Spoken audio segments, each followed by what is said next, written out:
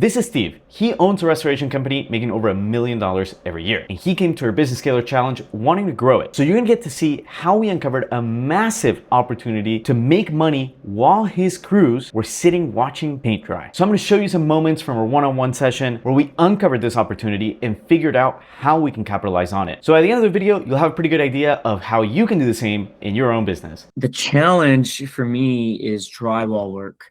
Drywall work is awful, bro. You got to put the drywall, and then you got to put mud, and then you got to let the mud dry. Then you got to sand it, and then you need another coat of mud. And you're doing a minimum 2 coats for the most talented person like that I've ever talked to in multiple companies. So realistically, you need 3 coats, and then you got to throw texture on it, and the texture's got to dry.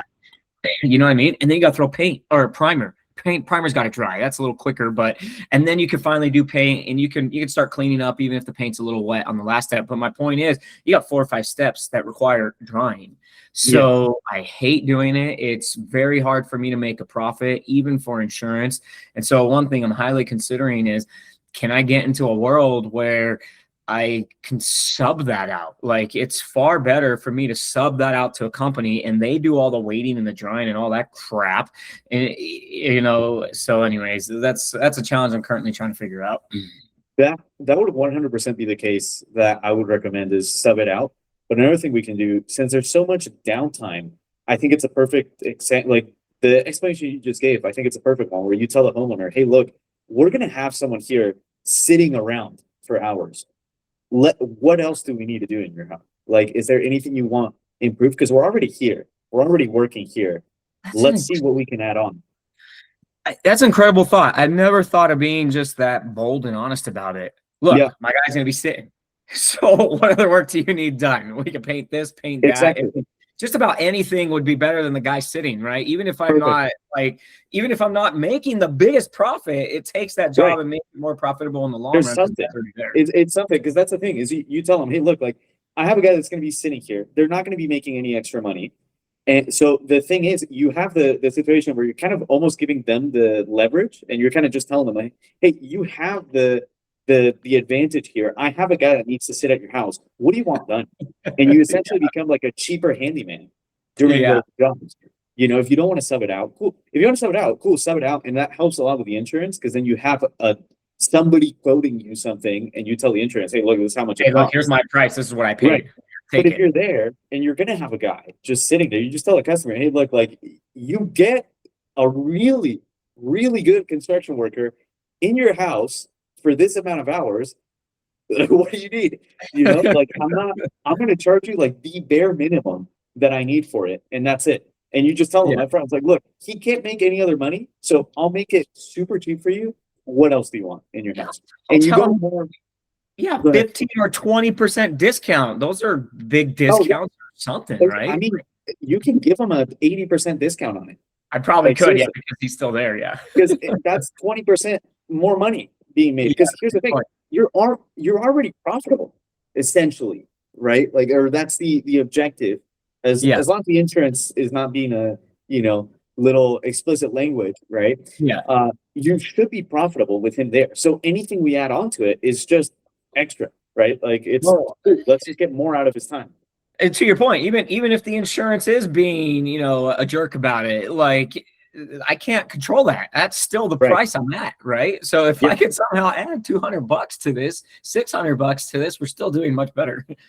That's what I'm saying, is you take it and you say, hey, look, like I have this guy that needs to sit at your house for X amount of time. He's going to have a ton of downtime. So whatever you need done around your house, we're going to get it to you at this amount.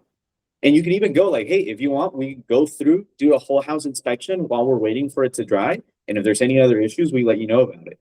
And then, but just tell them like, hey, look, I have a guy that's just there. Like he's useless outside of the 2 minutes of work he has to do, but it just takes 5 hours to do that. Right. And then let's see what comes out of it. Cause I think just letting the homeowner know, hey, look, that's the thing with restoration. You got to capitalize.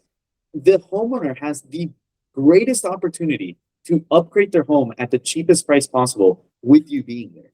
So you just need to show it to them. It's just like, hey, look, like this is as cheap as it's going to get. Like you get this guy, and you tell him when you're doing the drywall, like you get this guy at $12 an hour. I have to pay him, 30.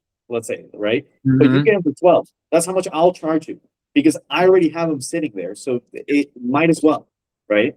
Yep. And there you go. So it doesn't have to be that low, or you don't have to pay them that high before. But you get what I'm saying is you can compare. This is how much I pay him.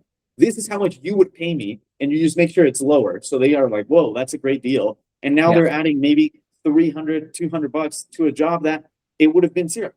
Yeah. So that's the way I would do it on the smaller jobs, is just figure out like what else can you add.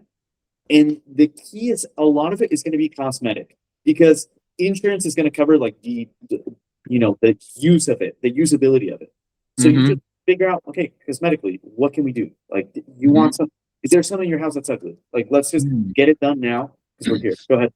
Well, especially in regards to paint, because I've already bought the paint to do the job. So if I got to take this color of their wall and we need to paint the other wall, I've already got the material. There you go. I'm gonna use all that paint. I often leave quarter gallon, half gallon, sometimes 3/4 gallon of paint with the customer. I charged them for it in the beginning because we just don't use that much. So there you go. So that's another thing to tell them, like, hey, look, like, okay, I've got a guy that's going to have this much downtime. I've also got this much paint. And I mean, there's no additional charge for the paint. I already charged you for it. Yeah. And it's like, he's already going to be there. What else do you want added on? So we can definitely paint other things, and we can also add other things. So just add to it. And then because there's downtime, that's a really good opportunity to just like talk to the homeowner about their home during the downtime and figure out what they need. Just get to know them well. Figure out, oh, okay, how do you use your, like, maybe they need help wiring something, like the new TV into their speaker setup. Cool, you do that. Or maybe they go, hey, this door isn't closing well. Like, you essentially just become a handyman during the waiting time, and you charge for it, and that's it. And the advantage is, one, you're already there, so you don't have to pay somebody to drive over there. Two, the handyman can't compete with you because they don't make a living off of the heavily discounted price that you're giving them.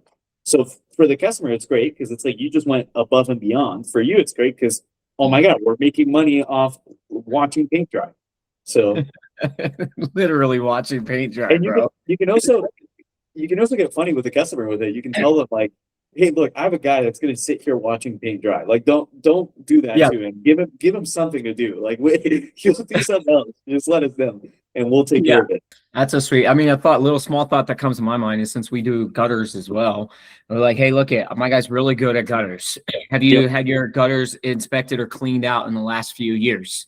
I give you a great deal. My guy will clean out those gutters while he's waiting for your mud to dry. That's incredible, actually. The cleaning is incredible because there's zero material on it. Zero, right? It's all labor. It's well, it's actually go you first. And the best part is, because if we're doing other jobs now, okay, we have more materials and we make it more complex. This is something that it's like, I have a timer on how long the drywall needs to be drying for. So I'm going to jump up here. I'm going to clean. Okay, timer goes off. I go back down. I do the next step. I come back, keep cleaning, and then just go back and forth with that. And that's super quick, super easy. And it's not a bunch of pieces moving at once. So we keep it super simple, and that is pure profits on there. You don't have to go out, pay anything else, and the complexity is zero. It's just clean the gutter. Yeah. Like you said, it's on one hand, it's literally pure profit because I'm already paying the guy. Yeah. Well, and then you can also, that's a really good point. Like that's a really good moment to upsell other things. You can say, hey, look, your gutter is damaged right here. We have water staying here. We have water dripping out of here. That's a really good point where you come in. Hey, look, let's get this redone. Or you find roof damage. You go, hey, have you had your roof inspected recently? Because I saw this, and you tell them, like, take a picture. If you see any damage, take a picture, show the homeowner. And you go, hey, you might have an insurance claim here. And now we get another job from it. I think that's a great way to do it. Especially because it's so easy. Like, that's not a difficult job, the gutter cleaning. I didn't know you guys did that. If I knew, I would have said, did you go out, clean their gutters right now? No. I mean, it's not really, we've had several calls for gutter clean out, but for a company of our size, it doesn't make sense. It's usually handy. So for us to go out and do a gutter job, I got to charge like $300-400 I mean, just the measly skimp, it's like a loss leader, right? Like an oil change for. Exactly. And so most people don't do it. So I've never pursued that, but it's a different story if we're already on site and your labor is zero because it's already paid for. It's already paid for. So in that case, you know what? I can charge only $200 instead of 400. Yeah. They'll get a discount and I put 200 more bucks in the pocket. Right. And now they go, oh my God, you just went above and beyond. You're the best. I had a mold issue or a slight water damage in the kitchen, and now I have like a brand new everything.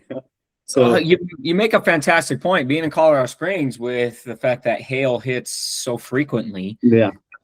Actually, any excuse to get on a roof and inspect it for hail is good.